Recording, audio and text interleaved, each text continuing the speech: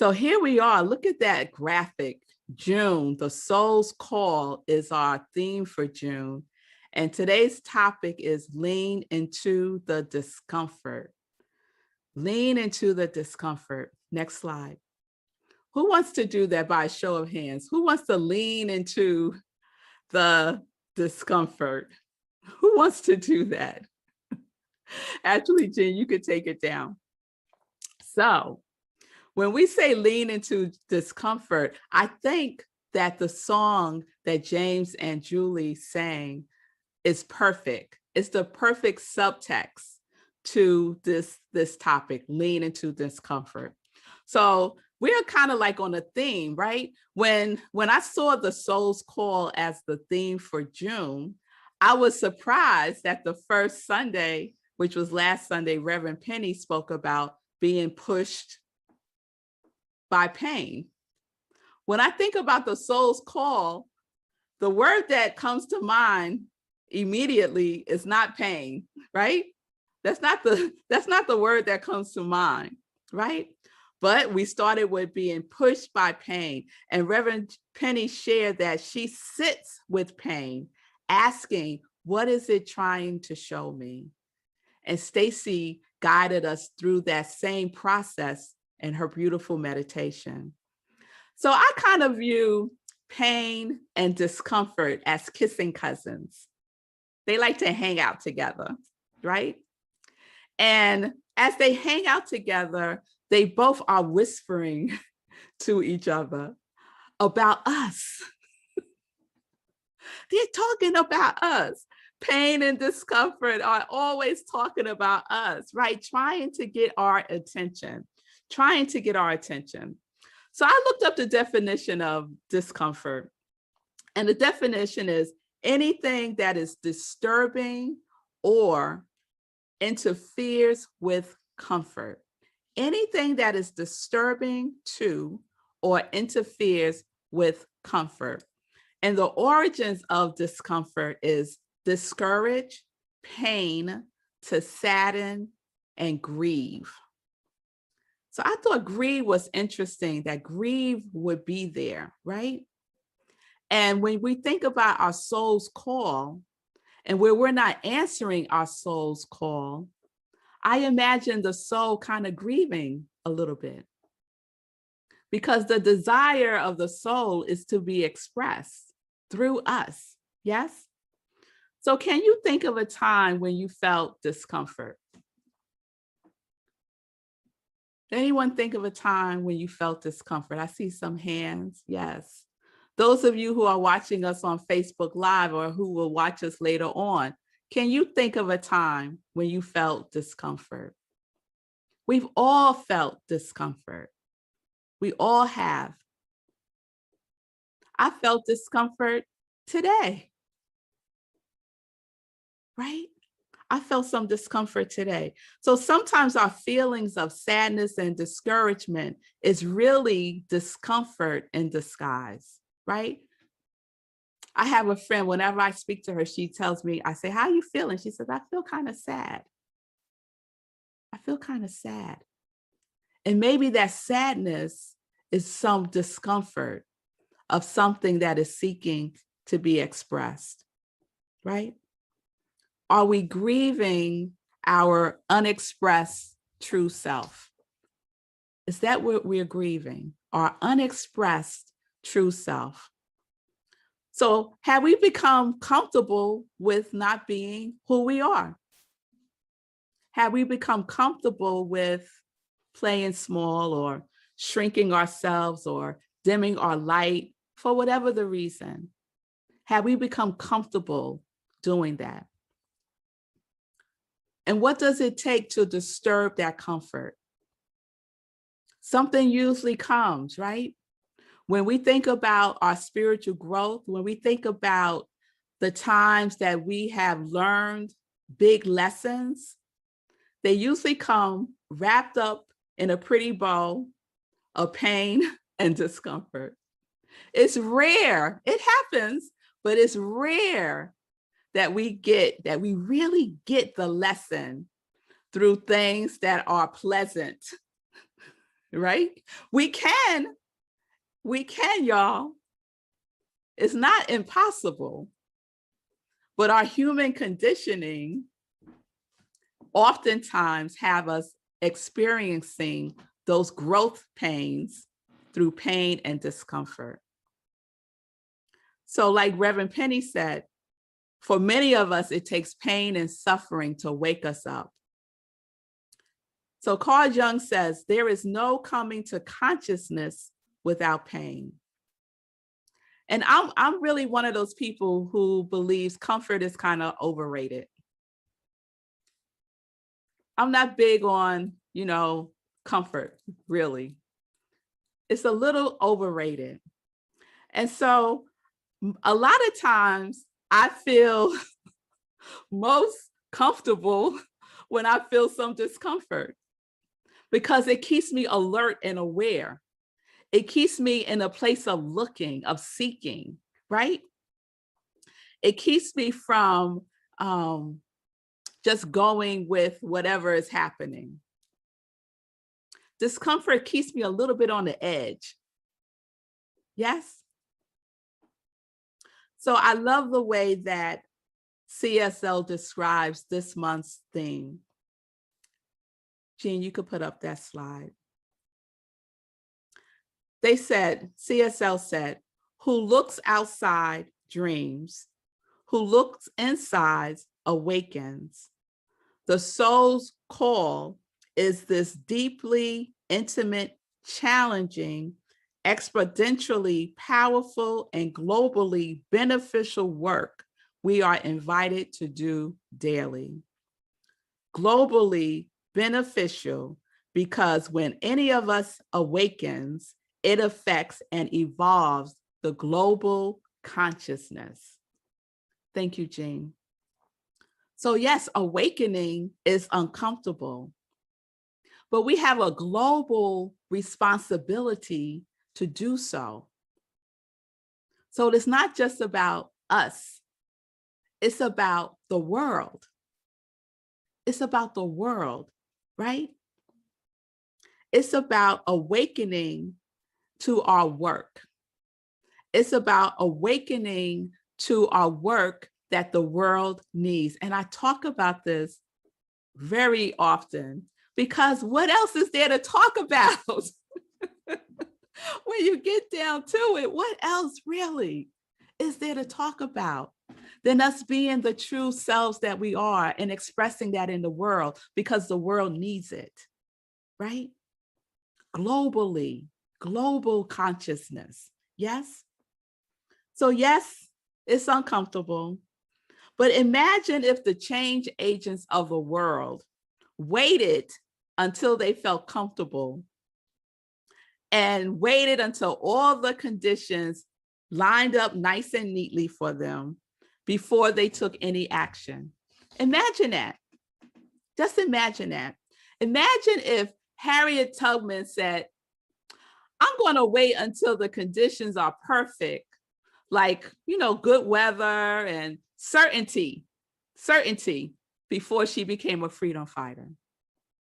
What if Reverend Martin Luther King waited until things calmed down before he marched? What if Tarana Burke waited to say Me Too in 2006 to raise consciousness of women who had been abused? And that lit the flame for a social movement against workplace sexual harassment and violence towards women. What if they all waited until they felt comfortable? Imagine the world. We talk about global consciousness. Imagine if they waited. Slide, please, Jean. So if humanity is to awaken to its spiritual magnificence and a world that works for all, our discomfort must become our guru. Individually and collectively, we must dive deeply into the areas we shy away from. And that could be politics, privilege, Black Lives Matter, spiritual activism. What are you shying away from? Thank you, Jean. What are you shying away from? That very thing that you are shying away from is the very thing that you need to embrace. Some of us think, I don't know what that is. What are you shying away from? That is the thing. That is the thing for you to embrace. And yes, it is uncomfortable. And we're leaning into it. We're leaning into that discomfort. So like Harriet and Martin and Tarana, we can't wait. We can't wait until the conditions are perfect. The beautiful song that James and Julie sang, what if I could do, what if I did, what would I do if I knew I would not fail? What would I do if I knew I would not fail? Trust in the hero in me. Oh, I love that. Trust in the hero in me. What would I do today if I was brave? So transformation is the running mate of discomfort. Just like pain and discomfort are cousins, kissing cousins, transformation and discomfort, they hang out together. They are partners, right? We see evidence of that in nature, right? Transformation, discomfort. Just ask a butterfly, how did it feel going through its metamorphosis through the cocoon? The butterfly's not going to say, oh, it was easy breezy, another day in the park. No. Ask a baby chick what it felt like to break its shell, right? For the transformation to occur, there's going to be some discomfort. I love this woman. I just discovered her, but I hear she's all the rave, but I'm late to the party, I guess. Her name is Lovey Ayayi Jones, and she calls herself a professional troublemaker. I love that. And so she has a book called I'm Judging You. The Do Better Manual. And she talks about being a domino by leaning into discomfort and then letting the dominoes fall. You ever stacked up? When I was a kid, I used to do that all the time. Stack up the dominoes and then lean into the first one, push that first one, and then watch all of the rest of them just fall, right? They call that what the domino effect, right? We even have a scientific word for it, the domino effect. Well, that first domino is the discomfort. And if we want anything else to happen, then we gotta knock that first domino down, right? One hit one chain, next chain, next chain, next chain of events. Yes? So what would be the domino effect of leaning into the discomfort of your soul's call? What would be the domino effect of that? Can you imagine? What is the first domino that would need to fall in your life? Is it doubt, uncertainty, shame, guilt, unforgiveness, even contentment? Even contentment. Does that need to fall? So consider what needs to be sacrificed in order to maintain comfort. So much is sacrificed to maintain comfort, to maintain the status quo. And all we have to do is look out into the world and see that the efforts that are made to maintain the status quo. So what is it that you are not speaking in the name of comfort? when you're out and about in the world and you see something, do you give voice to it? Or do you choose to stay in comfort, to stay in the status quo? What is it that you're not doing in the name of comfort? What is it that you're not accepting in the name of comfort? And what are you accepting in the name of comfort? What are you foregoing in the name of comfort? What are you not healing in the name of comfort? What are you not giving and what are you not receiving in the name of comfort? Leaning in requires a shift towards the thing that is at the cause of the discomfort. Lean into it. Lean all the way into it and let that first domino fall. Because the cause of the discomfort is our soul's call to be our true self. Lean into your soul's call. You know, I love the book, The Dream Giver by Bruce Wilkinson.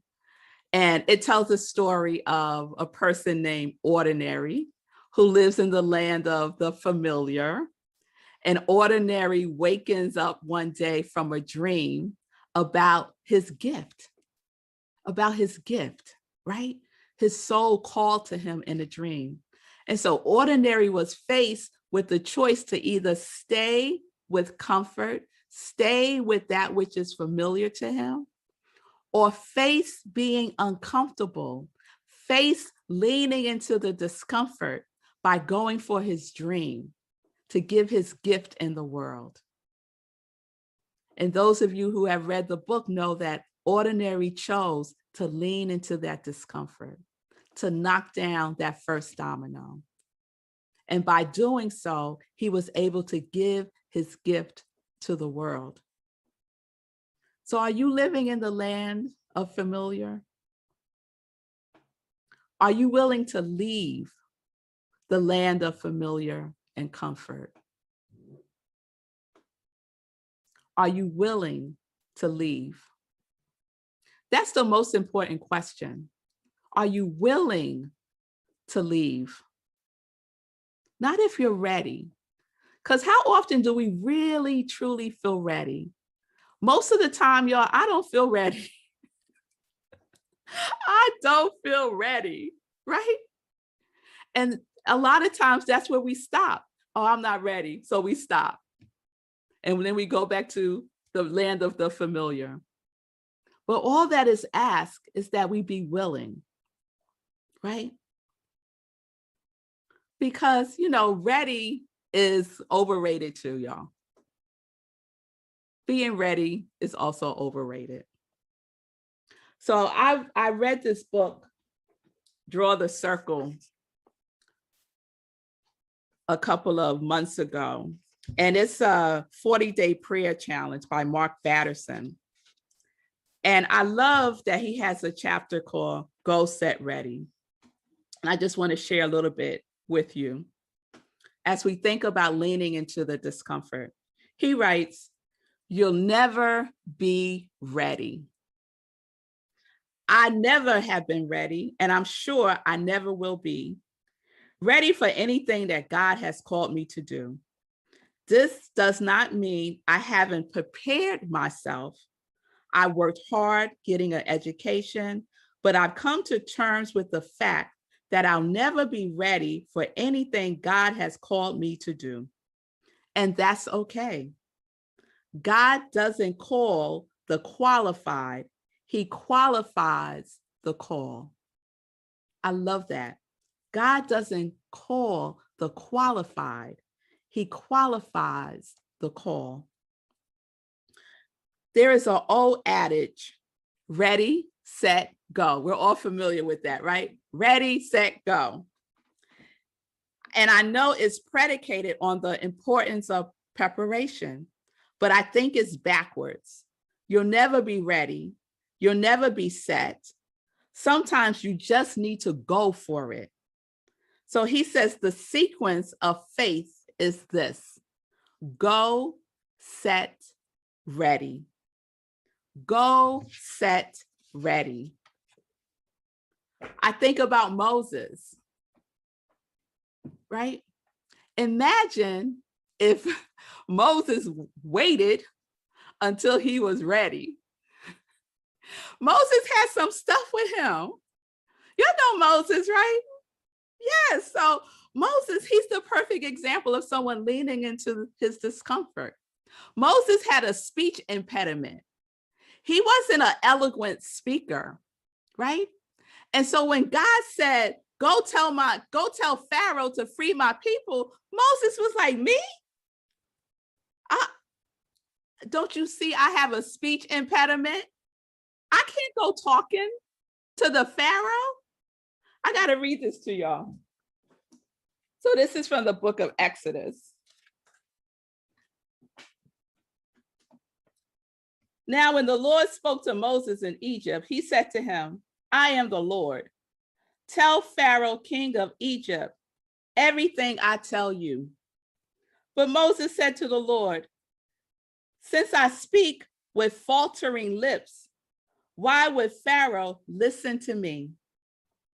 Then the Lord said to Moses, see, I have made you like God to Pharaoh, and your brother Aaron will be your prophet. You are to say everything I command you, and your brother Aaron is to tell Pharaoh to let the Israelites go out of his country. Moses and Aaron did just as the Lord commanded them. Moses was 80 and Aaron 83 years old when they spoke to Pharaoh. So not only did Moses have a speech impediment, he was 80 years old, y'all. He was 80 years old. But God said, go do this. His soul called, go do this. And everything that needed to happen was taken care of. Aaron will speak for you. Aaron will be your voice. So whatever it is that you need, if you think you have an impediment to doing that thing, I'm telling you right now, that spirit will provide everything that you need to be able to do that thing.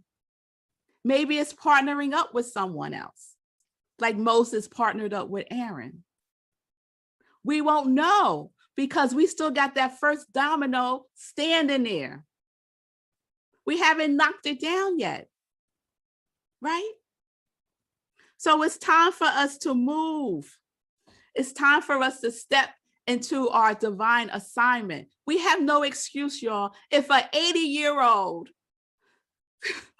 man with a speech impediment went and through him told Pharaoh to let my people go, then what is your excuse? What is your excuse to freedom? We're talking about freedom. Oh, yes. Oh, yes. Oh, yes. We have our marching orders, y'all, just like Aaron and Moses did. So will you stay in the comfort or will you lean into the discomfort? Will you remain bound? Will you remain bound or will you free yourself? Will you free yourself?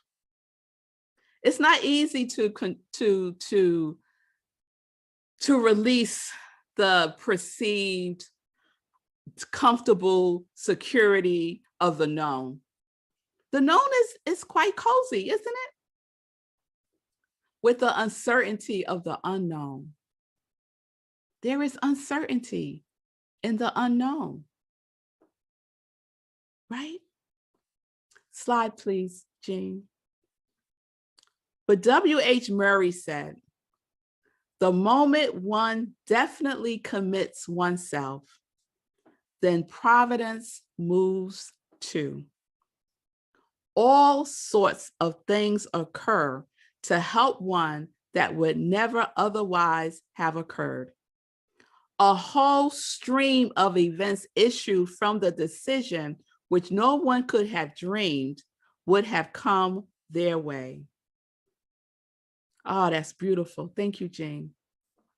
All sorts of things.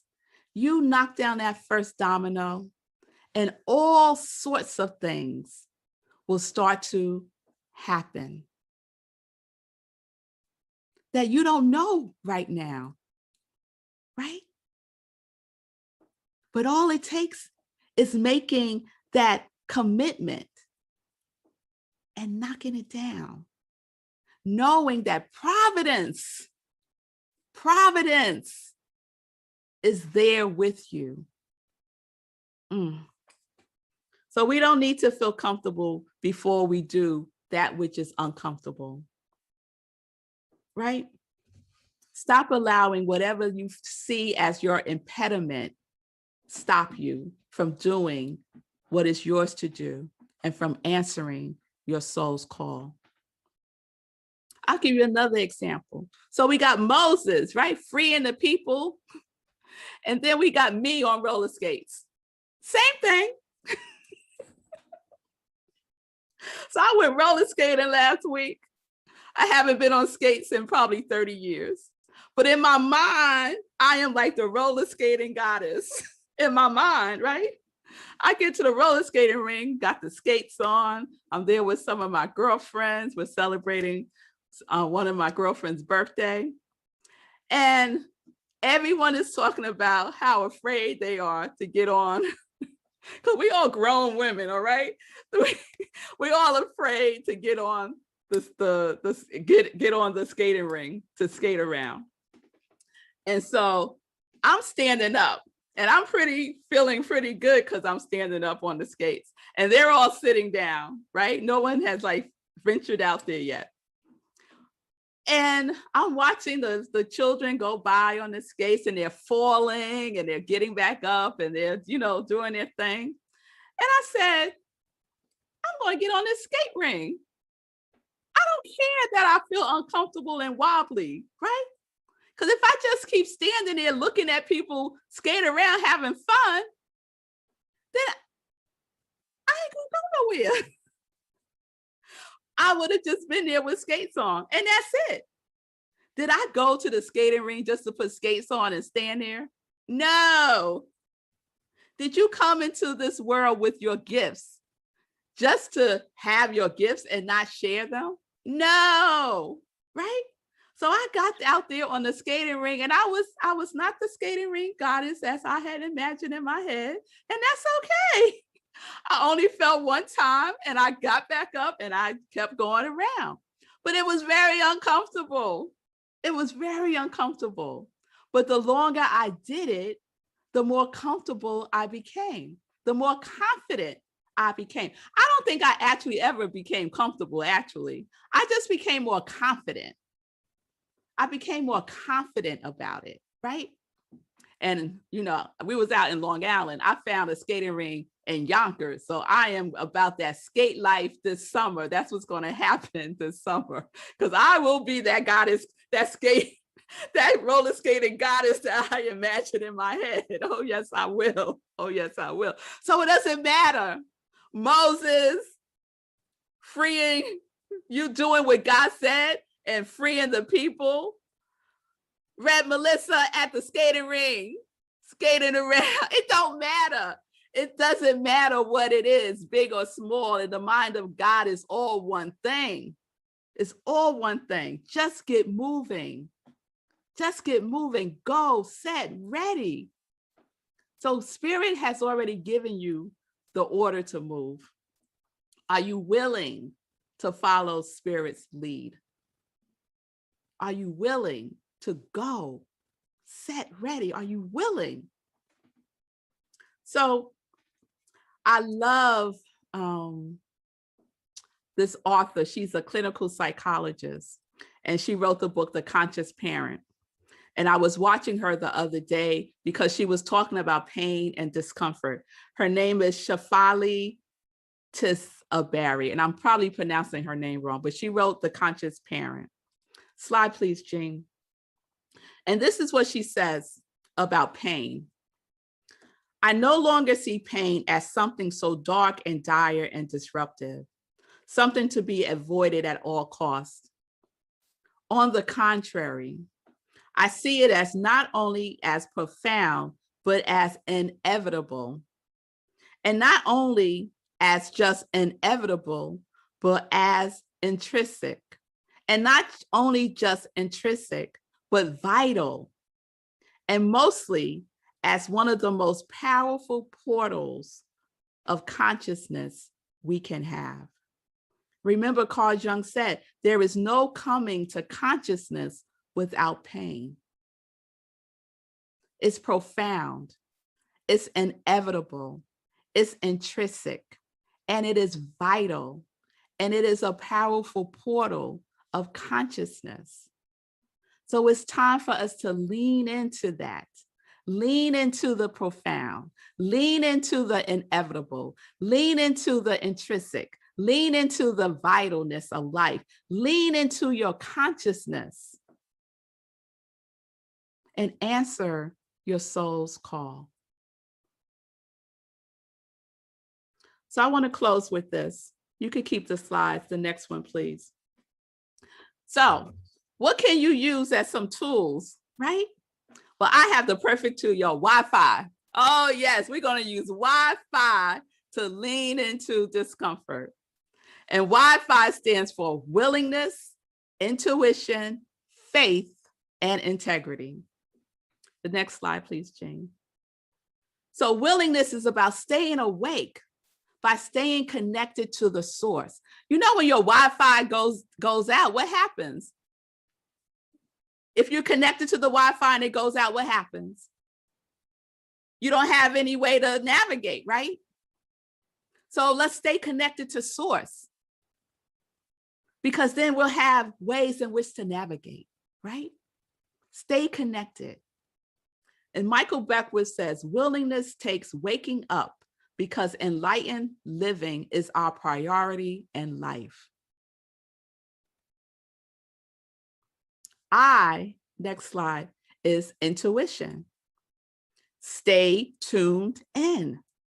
Go within. Listen to that small, beautiful, loving voice that is whispering to you, right? Florence Chevelle Shin says, intuition is a spiritual faculty and does not explain, but simply points the way. Some of us won't move because we want an explanation about why we got to move. You don't need no explanation. Just go ahead and do it. Just go ahead and move, right? Your intuition is pointing the way. And then intuition is me knowing spirit as me. I said that, y'all. Intuition is me knowing spirit as me. Know thyself. Know thyself. F is faith. Take action today. You feel discomfort? Let's cheer the discomfort. Take action today. Faith is a place of mystery where we find the courage to believe in what we cannot see and the strength to let go of our fear of uncertainty. And that's from Brené Brown in her book, The Gift of Imperfection. And faith is not faith until acted upon. Put feet to your faith. And we have another way of saying that, right? Ernest Holmes said, treat and move your feet, right? That is faith. That is faith. And then I, integrity.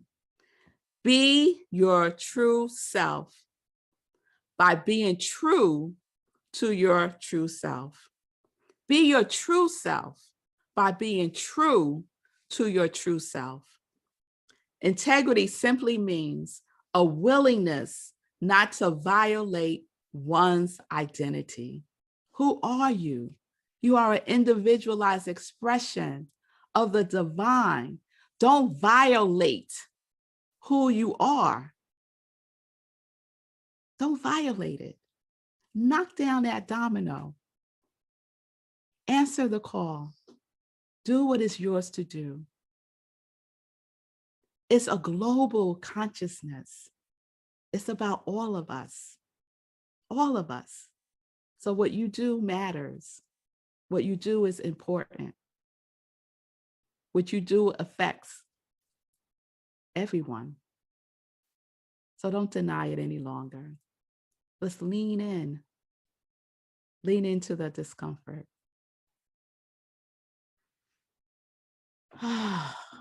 Make sure your Wi-Fi is on, y'all. Turn on that Wi-Fi. Yes, every day. Every day. I want to close out with this. I mentioned Lovey Ayaji Jones, the professional troublemaker. She says this: being yourself can be uncomfortable because you are so much more than you are letting the world see. So remember, the one inside, your true self, is urgently seeking to be free.